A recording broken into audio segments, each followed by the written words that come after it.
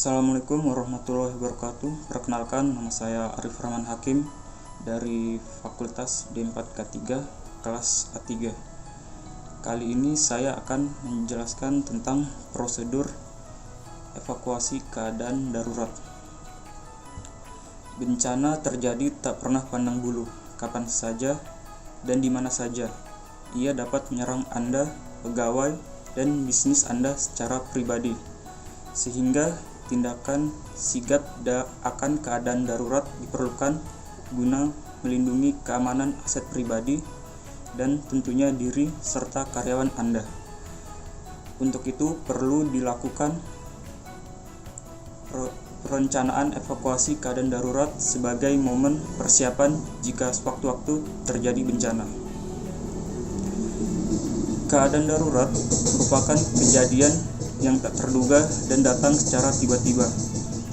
Keadaan tersebut dapat mengancam diri Anda, karyawan, atau konsumen, kerusakan hingga mematikan operasi bisnis, dan dapat menyebabkan pencemaran terhadap lingkungan. Adapun penyebab terjadinya keadaan tersebut adalah sebagai berikut. Yang pertama, kebakaran. Yang kedua, banjir. Yang ketiga, badai. Yang keempat, tornado. Yang kelima, kebocoran gas beracun. Yang keenam, tumpahan senyawa kimia. Dan yang terakhir, ledakan.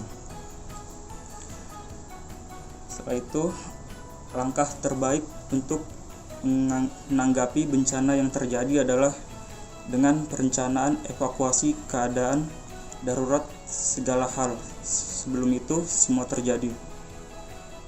Anda dapat membuat rencana tindakan darurat sebagai langkah mengamankan diri dan bisnis Anda dalam menghadapi bencana yang dapat terjadi kapan saja. Sebelum membuat perencanaan evakuasi keadaan darurat, pastikan Anda mengenali dengan baik tempat kerja Anda sehingga dapat dianalisa potensi-potensi bahaya yang mungkin terjadi. Hal ini dapat memudahkan Anda dalam mengambil langkah tindakan darurat secara efektif dan tepat. Setidaknya ada beberapa hal yang harus ada dalam rencana tindakan darurat Anda sebagai berikut. Yang pertama, metode melaporkan kebakaran atau keadaan darurat lainnya. Yang kedua, prosedur dan kebijakan evakuasi. Yang ketiga, prosedur dan rute menyelamatkan diri. Yang keempat, nama, departemen, dan nomor telepon orang-orang baik di dalam maupun luar perusahaan untuk mendapat tambahan informasi saat dalam keadaan darurat.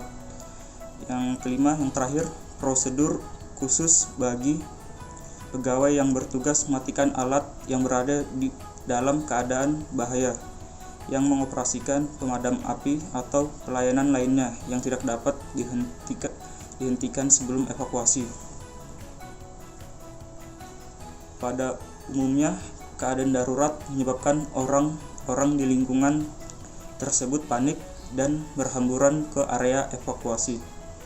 Situasi yang tidak teratur ini memungkinkan adanya pegawai yang masih tertinggal di lokasi bencana, sehingga perlu dilakukan perhitungan jumlah pegawai setelah evakuasi. Untuk memastikan dengan cepat, tepat, dan efektif, Anda dapat mengambil langkah-langkah sebagai berikut.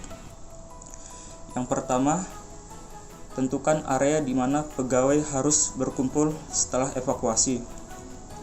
Yang kedua, hitung jumlah pegawai dan identifikasi nama dan lokasi terakhir pegawai yang tidak ada. Laporkan ke pejabat yang bertanggung jawab. Ketiga, buat metode untuk menghitung orang-orang non-pegawai seperti konsumen dan bagian supplier. Yang keempat, yang terakhir, buatlah metode khusus untuk evakuasi lebih lanjut dalam kasus insiden yang mengembang. Dan ini adalah cara petunjuk evakuasi dalam keadaan darurat. Evakuasi kebakaran. Yang pertama, saat melihat api, tetap tenang dan jangan panik. Yang kedua, segera hubungi petugas security. Security langsung menghubungi nomor pemadam kebakaran terdekat. Yang ketiga, menjauh dari sumber api dan asap. Yang keempat, segera menuju pintu darurat bagi lantai dasar dan tangga untuk lantai 1 dan 2. Yang kelima, bila memungkinkan, ambil alat pemadam api ringan atau APAR untuk memadamkan api. Yang keenam, bila tidak berjalan dengan biasa, jangan lari. Yang ketujuh, jangan membawa barang yang besar yang dapat mengganggu gerakan.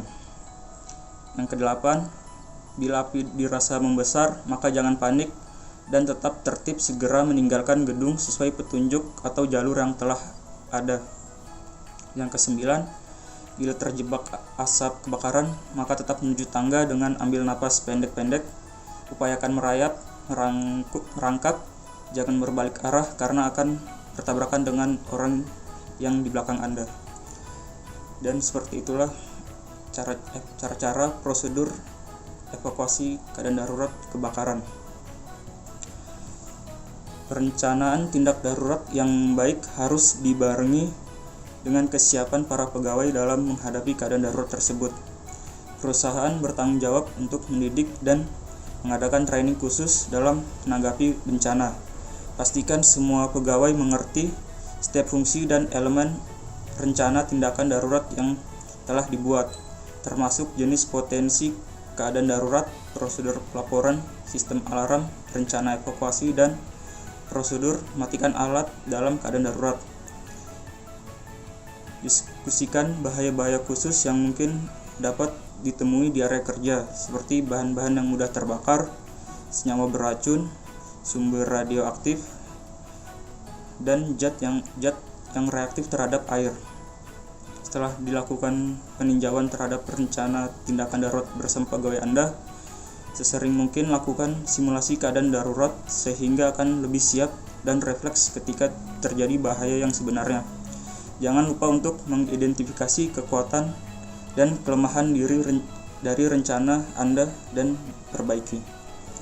Dan sekian dari saya. Assalamualaikum warahmatullahi wabarakatuh.